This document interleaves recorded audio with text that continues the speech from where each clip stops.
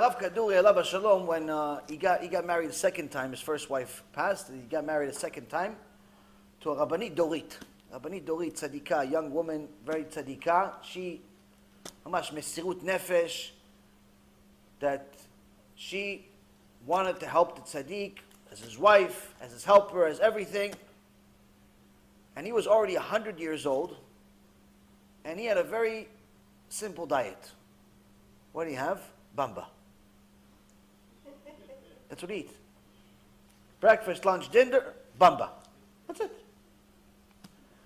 Now, Rav Kaduri, alav Shalom, dealt with a lot of Kabbalah, a lot of mystical stuff. He would put together kamea, these different things. It's not kamea that you buy in the street for $20, $50, $100 because the guy has a long beard.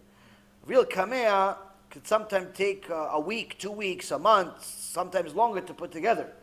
The person has to first not only know what they're doing, they in some cases have to go to the mikveh many times, they can't talk for a long time, they have to be very, very holy person.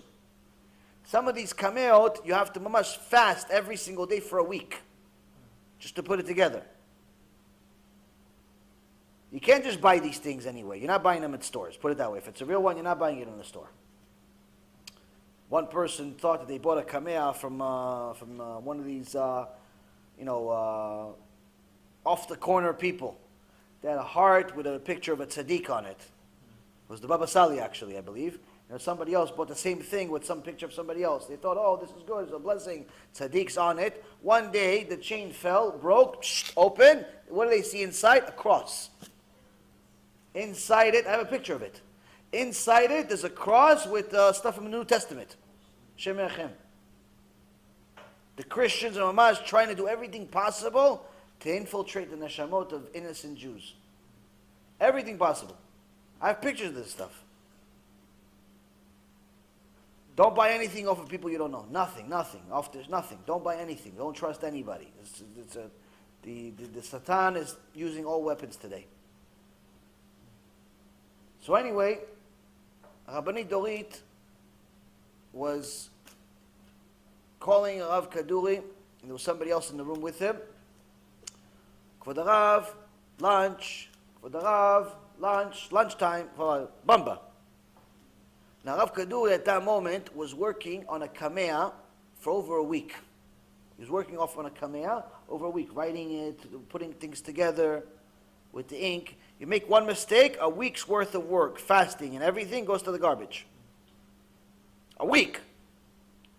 For the Rav, breakfast is going to get cold. Blamba. It's going to get cold. For the Rav. She saw he didn't answer.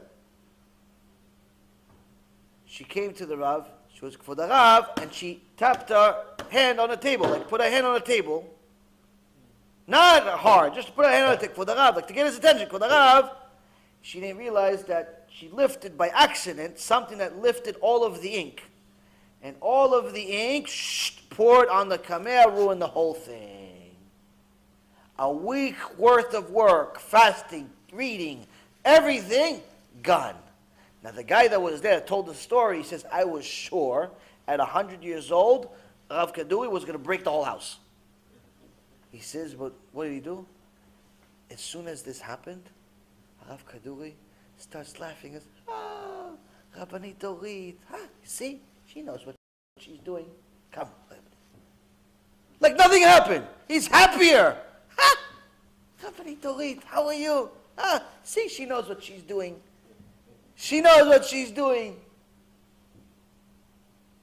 Meaning, not even in his mind, forget about acting out on anger. Even in his mind, you can't fake it. You can't fake such a thing. Even in his mind, he's not angry. Rabbanit Dorit. Completely not even considering a week worth of work and this, and nothing happened. Rabbanit, yeah, it's lunch. The bamba is going to get cold. That's a chacham.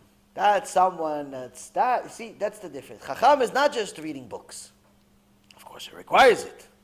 Chacham is applying the books. Applying the Torah to your life. That's a chacham.